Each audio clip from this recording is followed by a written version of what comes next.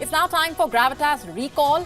It's the 22nd of May, and on this day in 1960, the largest earthquake in recorded history struck Southern Chile. It had a magnitude of 9.5. It was named after the city most affected by the quake, Valdivia. Estimates were the rupture zone stretched anywhere from 500 kilometers to almost 1,000 kilometers. The quake left at least 1,655 people dead, nearly 3,000 injured, and 2 million homeless. The economic damage totaled some $550 million.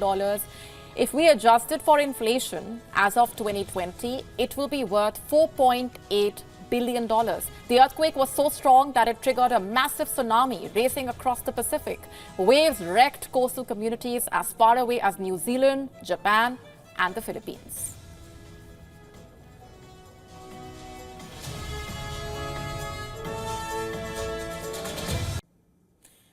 Ibrahim Raisi's helicopter crash came as a shock, but it's not the first time something like this has happened.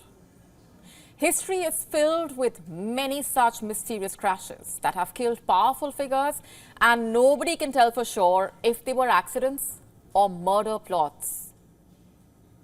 The latest victim was Yevgeny Prigozhin, Putin's chef. It might be fresh in your memory. The Wagner chief was on board a private jet from Moscow to St. Petersburg. The plane was Embraer Legacy 600.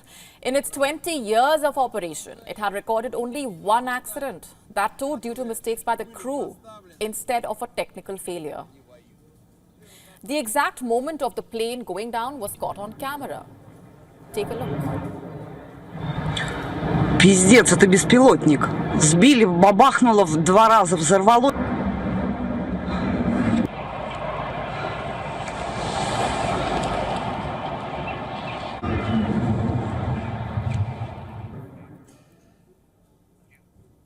How did this happen? The preliminary assessment concluded that a planned explosion caused the crash. Fingers were raised at the Kremlin, but it maintained silence, denying any involvement. However, the timing of it all could not be ignored. The crash came nearly 2 months after Prigozhin's failed mutiny, remember. First he disappeared, then he released a video message seemingly from Africa, and a week later, he ended up dying in that plane crash. Who was behind all of this? It still remains a mystery. Another such death was of General Muhammad Zia-ul Haq. He was the 6th president of Pakistan. The year was 1988. On the 17th of August, General Zia-ul Haq was aboard a Lockheed C-130 Hercules.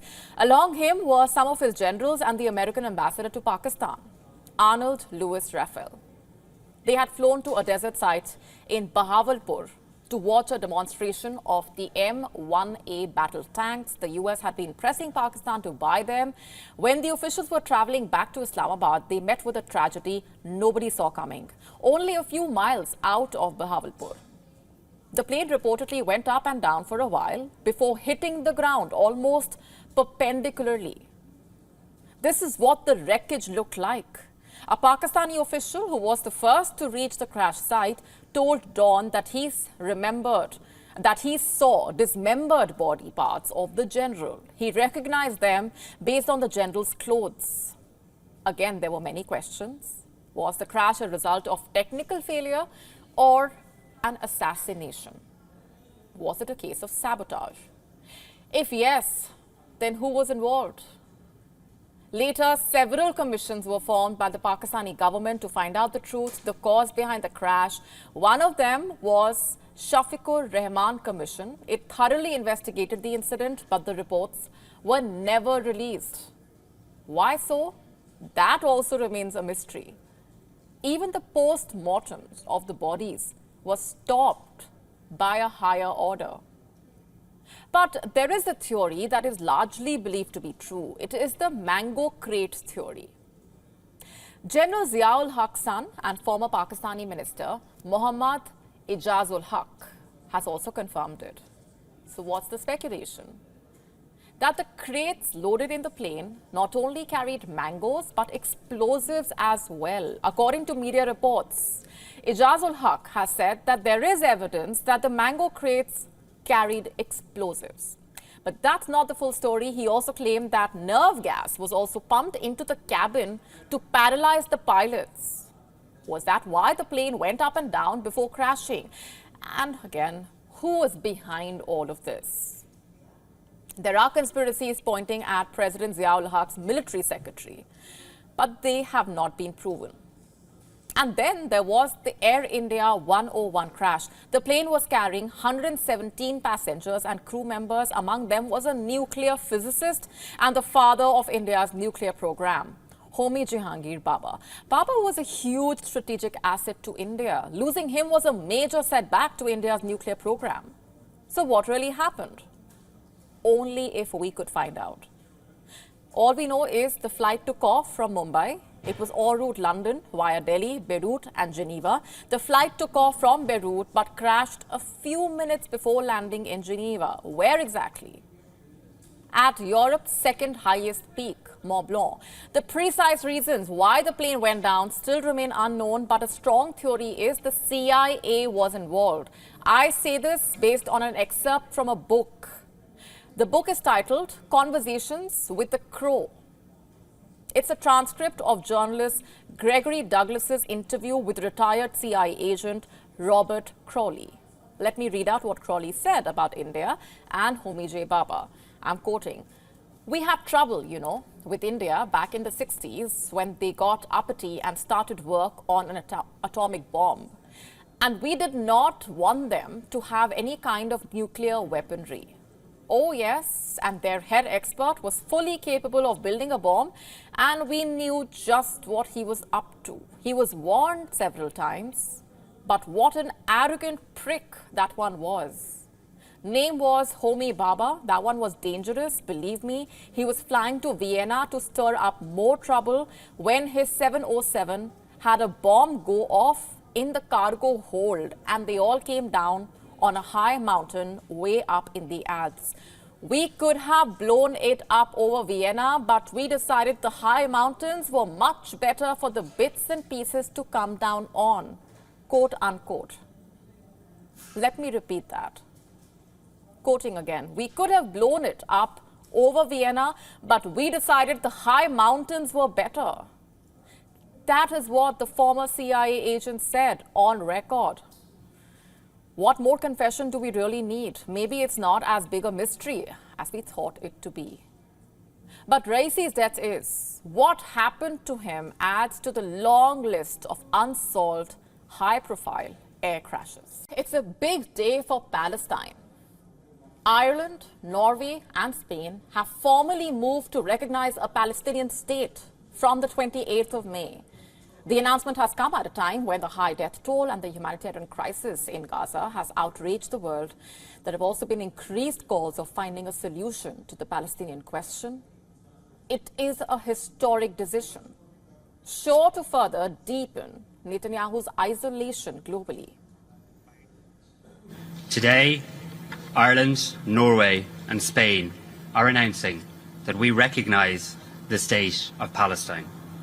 Each of us will now undertake whatever national steps are necessary to give effect to that decision.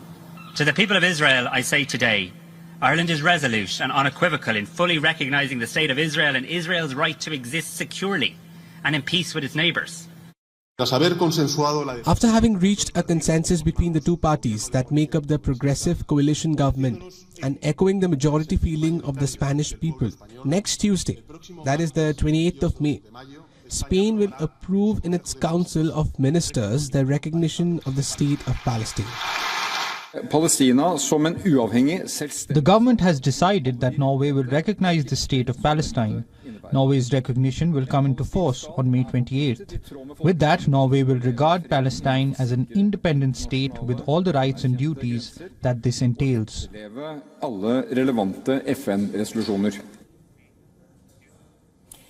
Palestinians have welcomed the announcements, seeing it as an affirmation of their decades-long quest for statehood in East Jerusalem, the West Bank and the Gaza Strip, all territories seized by Israel in 1967.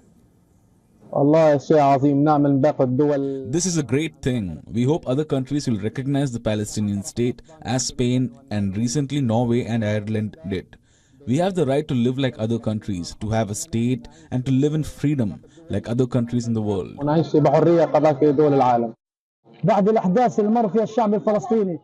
The new generation of youth and the movements of universities played a big role in impacting world governments to change their stance on the Palestinian cause. This in itself is something that we are proud of, and we thank the countries Spain and Norway.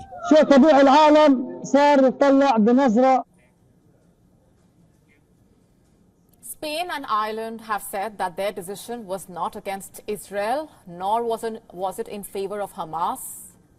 They say that their decision was in support of peace.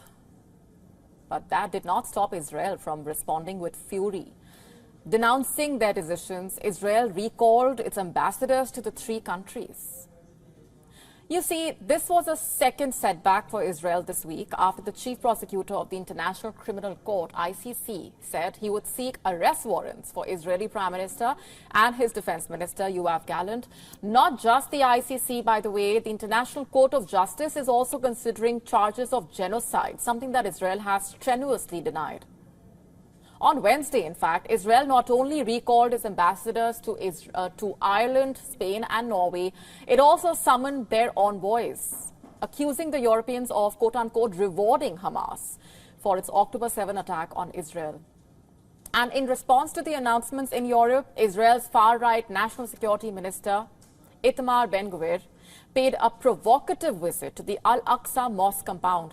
Remember, the Al-Aqsa Mosque is a flashpoint in Jerusalem, sacred to both Muslims and Jews.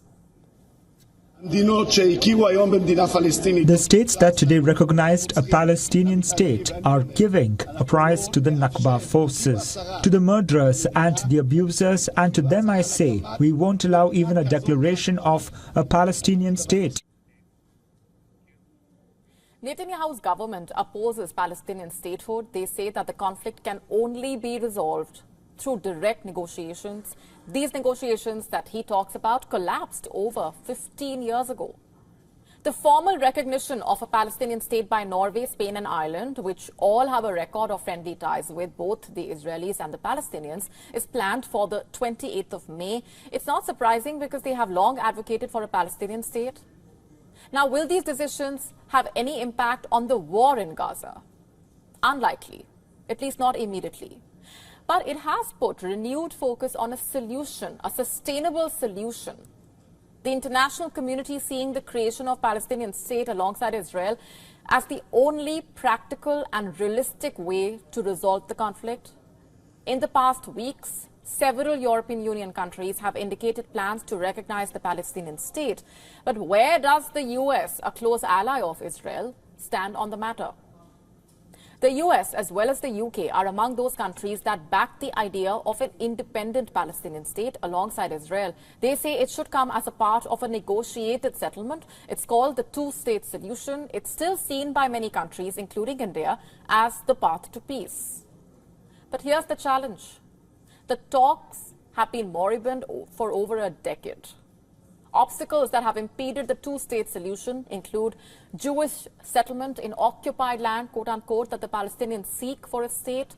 It includes uncompromising positions on core issues including borders, the fate of Palestinian refugees, and the status of Jerusalem, the ancient city holy to both Muslims and Jews. The two-state solution was the bedrock of the US-backed peace process ushered in by the 1993 Oslo Accords. The Accords led the Palestine Liberation Organization, the PLO, to recognize Israel's right to exist. It renounced violence. It called for the creation of the Palestinian Authority. Palestinians had hoped that this would be a step towards an independent state with East Jerusalem as the capital. But the process was hit by rejection on both sides. And since then, the obstacles have grown with time. Politics further added to the complications. But what really is the way forward? How to put an end to Gazans' misfortunes? That's the question that needs immediate solution. As it stands right now, Israel aims to annihilate Hamas. It says it will not agree to any deal that leaves Hamas in power. Netanyahu government saying Gaza must be demilitarized and be brought under Israel's full security control. But he also said that Israel will not govern Gaza or re-establish settlements there. Meanwhile, Hamas saying that any arrangement for Gaza that excludes it are an illusion. In light of the firm positions taken by both sides, is the recognition of a Palestinian state just a symbolic gesture? We don't think so. Ireland, Spain and Norway are major players in Europe after all. They hold significant sway in the European Union. Will their decisions set in motion for the EU to follow suit? And what about the G7? The writing might be on the wall. The momentum is building to recognize Palestine, to give it a legal status perhaps, and to find an urgent solution to end the misery of Gazans. Is the time now ripe for a final push towards a two-state solution, is the question.